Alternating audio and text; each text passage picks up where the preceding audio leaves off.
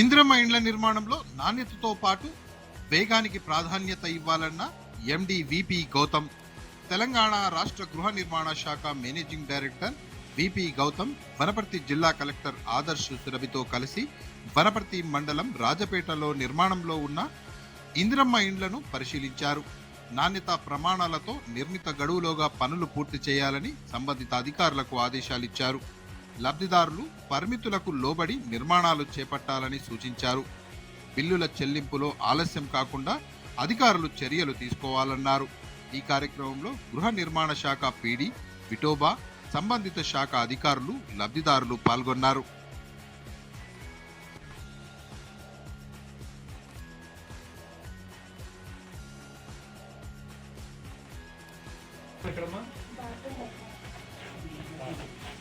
ఎంత ఖర్చు అయినా మంచిదంటే